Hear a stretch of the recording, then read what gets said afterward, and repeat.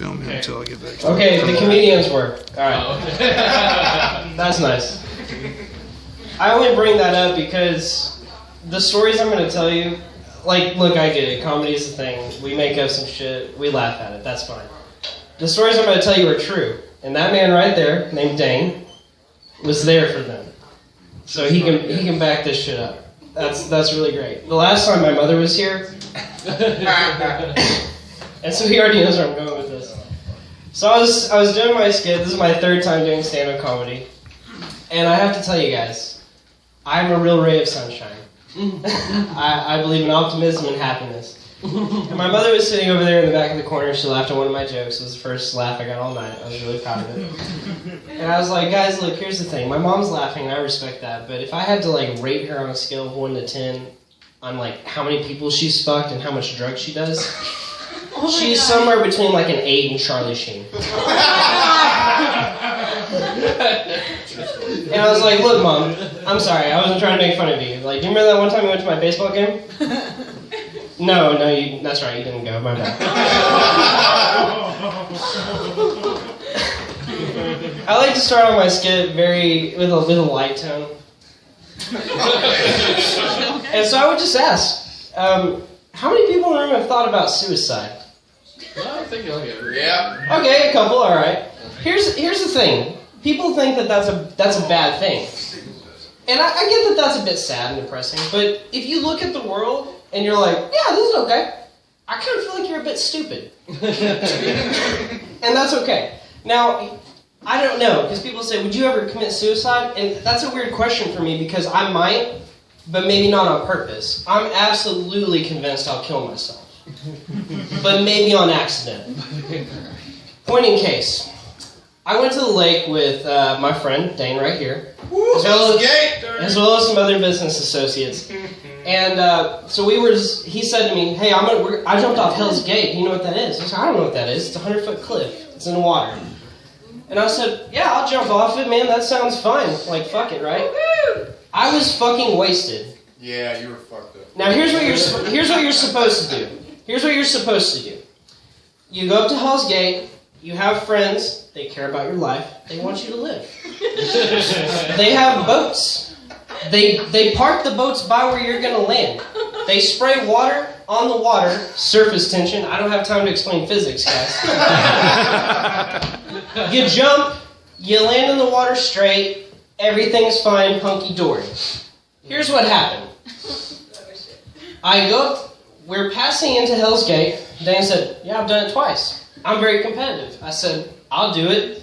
He goes, last time I went to the hospital, literally I had internal bleeding. I said, I don't fucking care, let's do it. So, I climb up the hill. I'm just fucking in my sandals and walking up the hill. And he's saying, now be money. I don't know why he calls me that. Be money, you have to make sure you land straight up and down. I'm giving you all these things you need to do to live, man. I want you to live. You need to do this. You need to jump off this far. Like don't go too far this way. Whatever. That's really nice, man. I'm really drunk. Like I don't even know what the fuck he's saying at that point. I just know I'm jumping off this cliff. So we get up there, and he will fucking attest to this. This happened. It's 100 fucking feet in the air. Okay. I look around, there's girls taking their tops off, a huge motivator to jump off shit. Huge motivator. I'm also drunk, that helps. And I look at him, and I go, are you going to get my sandals? He said, yeah, man, I'll get your sandals. I said, all right. And I jumped off. That's about as much planning as I took into it. It's not that I was necessarily suicidal per se. But here's the thing about dying, guys. You don't have to live with it. Don't have to live with it. So I jumped off. And guess what? I was really drunk. And so when I landed, I didn't land right. The only thing I know is I'm in the water, I look up, I open my eyes, I'm just surprised I can even see, because I'm still technically conscious. And I see the sun. It's green, I'm underwater. I start swimming and realize my fucking legs don't work. Oh no. That's not. I want my legs to work. That's like one of the things. So I'm kind of just, doing this thing with my arms. Well, I get up to the surface and I'm breathing. My legs are still like kind of in shock. My spine has been like kind of compressed. It feels pretty shitty, honestly. And I start looking around and I'm like, where are my friends? Aren't they supposed to have some sort of boat to save my life? And here's the thing. They're not there. They are not there. Now, I will say this. I'm screaming for help. What felt was like a really badass thing to do. Like I was kind of the center of attention. Turned into, shit, this isn't so great anymore. But right around that time, I'm screaming, help, help, help me. And a big yacht comes up. It's a luxurious lot. It's fucking $1 million, yeah. So the yacht pulls up, they pull me on board, and holy shit, it's the resort owners that we're staying with. Yep, fuck that one up, like. So I go, G, her name is G. I said, G, oh my god, thank you so much for picking me up. And she goes, are you okay? And I said, yeah. I'm in shock. She goes, are you sure? And I said, yeah. She goes, okay, I'm glad we could help. And then I shit all over her yacht.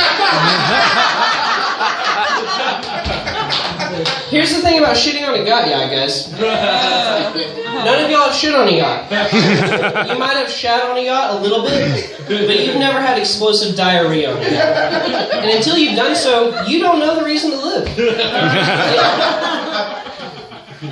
Now, the reason I say that Dane says you fucked that up is because right after I shat on their yacht, they said, you shat on the welcome mat, didn't you? I said, I'm sorry, excuse me? And they said, the welcome mat next to the bathroom, last night, you shit on it.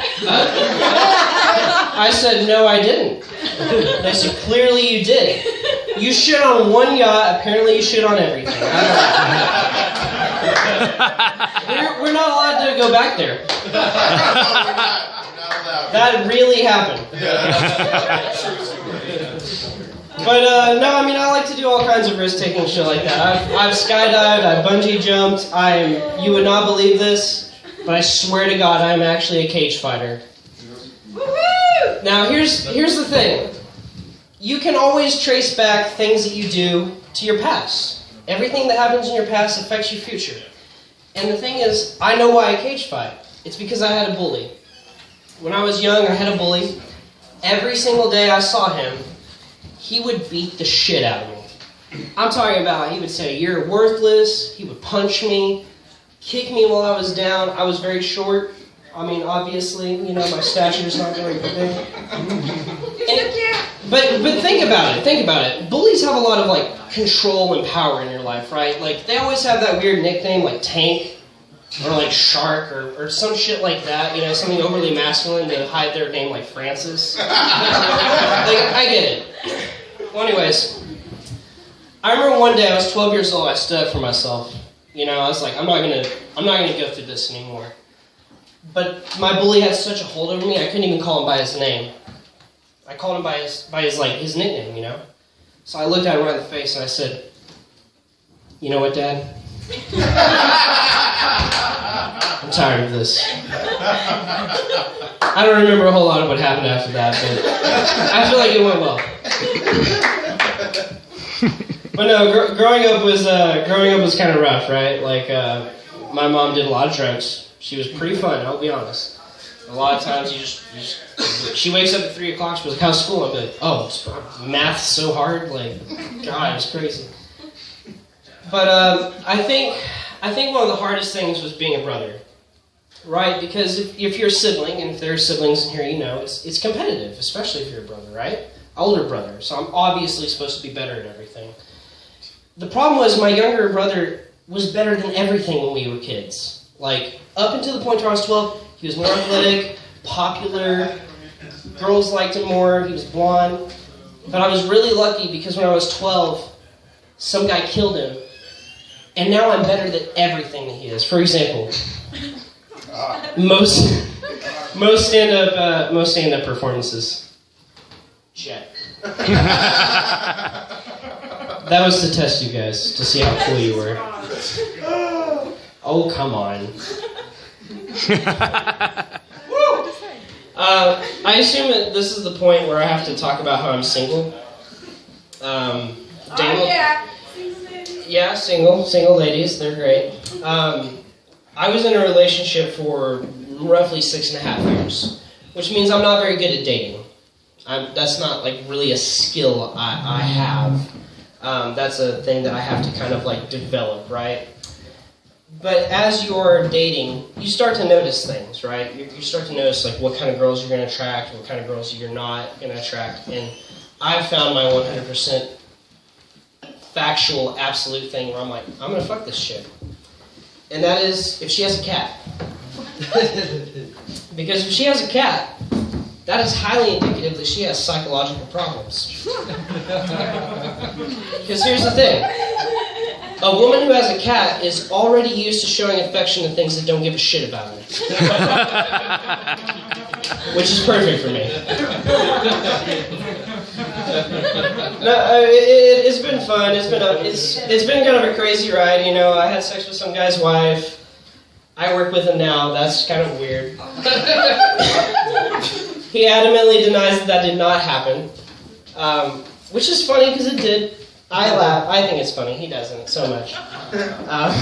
But I will say this. There's things about a relationship that are good, and there's things about being single that are good.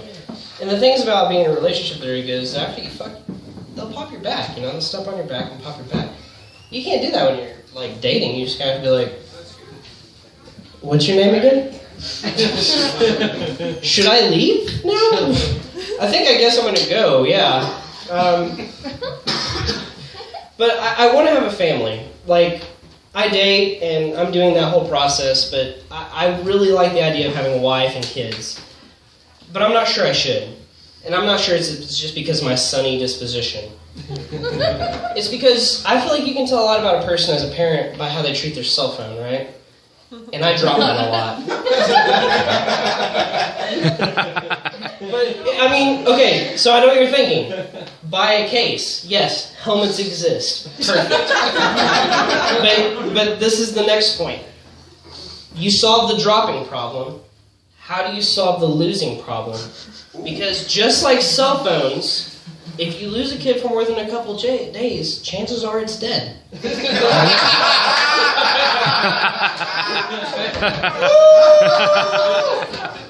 money! I'm sorry you have children.